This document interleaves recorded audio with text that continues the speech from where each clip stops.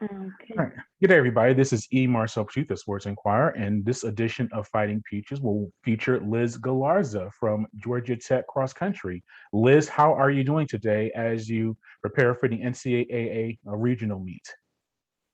I'm good. It's Tuesday, so we have our workouts on Tuesday, and we just had a pretty good, solid workout this morning at the Piedmont Park. So I'm getting pretty excited.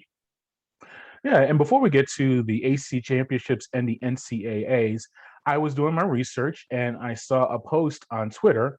You took part of the hashtag NCAA inclusion feature, and you wrote about your history. And originally from Mexico City, that's a unique path to come to Georgia. When did you move to the United States, and how do you keep that part of your history with you?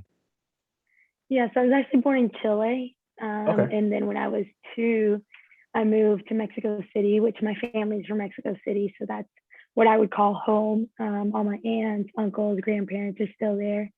And then when I was nine, I moved to the U.S. Through my dad's job.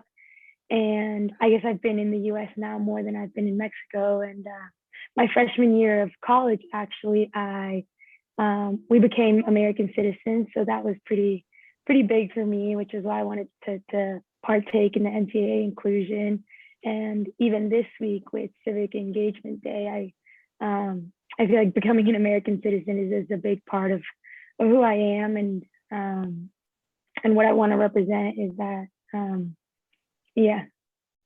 No, that's very big. But you went to West Forsyth High School for high school, so that's in the state of Georgia.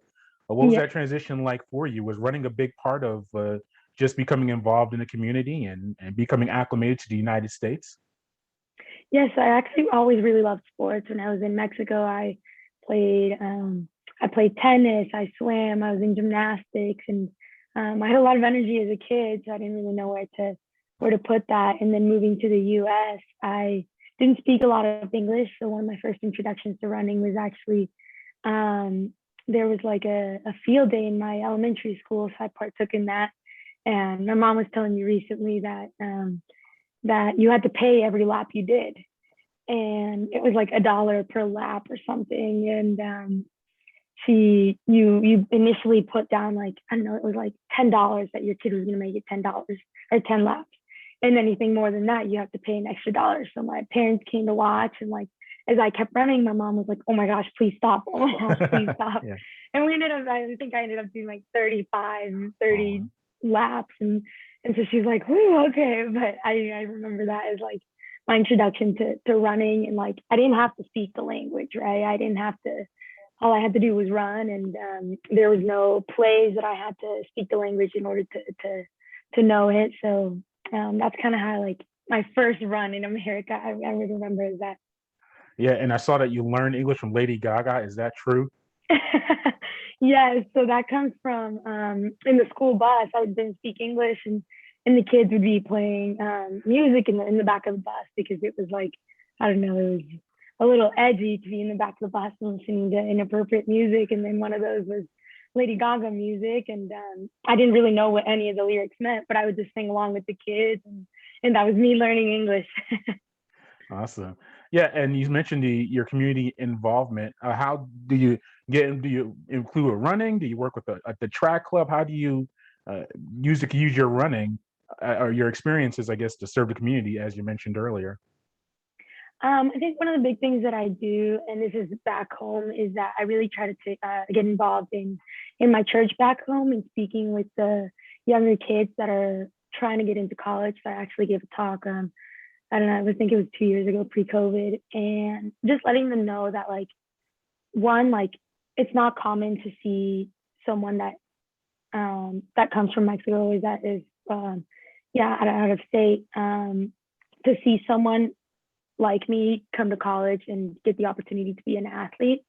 So I've given talks about that. One, that it is doable to go to college. There are scholarships, there are various opportunities that you can take to do that. But two, that if you want to do it through sports, that it's totally doable, right? Because I'm doing it, right? And there's nothing special about me that other kids can't look and be like, oh, well, she was born different or born special. I want to be a symbol that like anyone can do it if you really want. Yeah, and let's go to your on-field performance. You just finished the ACC Cross Country Championships. You had a strong finish. You finished with 21 minutes and 16 seconds. Helped the team finish pretty well. What about that race? What do you take from that experience as you move on through your season? I think I take that one, the ACC is a really good conference. We went out a little bit more conservative, thinking that, you know, people are going to come back, and we realized like not in our conference, right? Not in our conference, people are not going to come back. But I think that putting that in our minds of you got to get out with the people that you belong with. We're going to take that to regionals. Even our workout this morning was oriented on like, all right, get out, you know, get out and find who you're supposed to be racing against. Yeah, It's and definitely a motivator. sure. And how have preparations gone for the regionals? And they're going to be in Huntsville, Alabama on November 12th. How has practices been going? Have you been able to scout the field or scout the track or the course? How preparations been going for the team in general? I think it's a little bit different because the course is new. I think we've been to Alabama before to this meet, but haven't gotten the chance to run the course. So we'll go there a couple days earlier and get to preview that.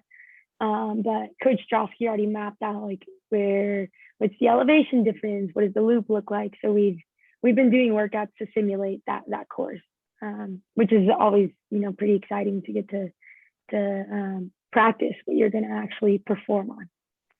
Yeah, and the team last year made NCAAs, had its highest finished ever in program history.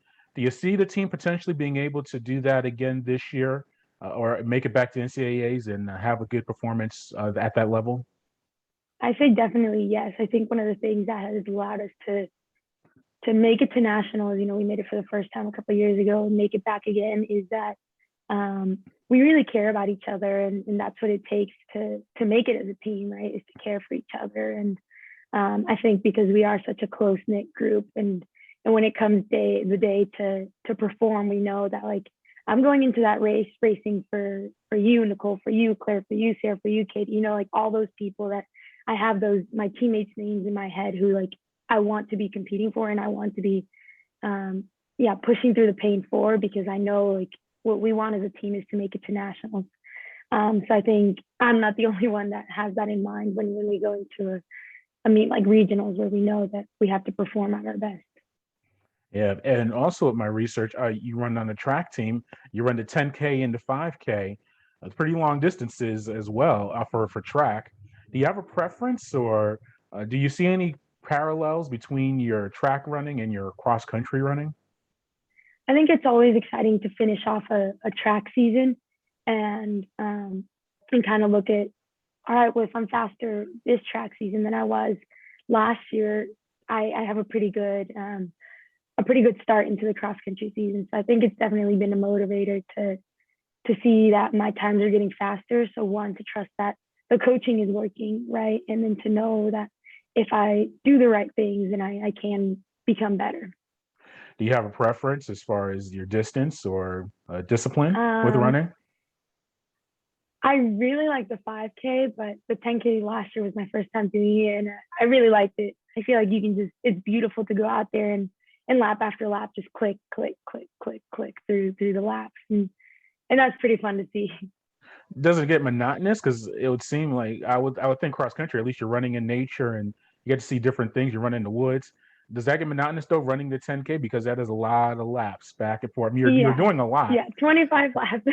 Yeah, I mean, I would Yeah, it is a lot. by like five or six, I would think you'd be just tired of it because it's the same deal. But I know you're working. But take me through a race though. Do you have different benchmarks or points or amount of steps you want to get per lap? How do you keep mentally focused during doing so many laps on a race? I think taking it one lap at a time, you know, like Okay. one of the mistakes that I made for one of my 10Ks was I looked up at the lap counter and we had 17 to go. And I was like, oh my gosh, like that's a lot, right? But the other time when I didn't look at how many laps I had left, it was just this like me running and getting in a rhythm where like I just realized like, man, I love running, right? And it hurts a little, and you're able to push past that pain. And I think it's just beautiful to to kind of click away and stay in it. Well, Liz, thank you for your time. We greatly appreciate it, and hopefully we can catch up in the future. All right. Thank you so much.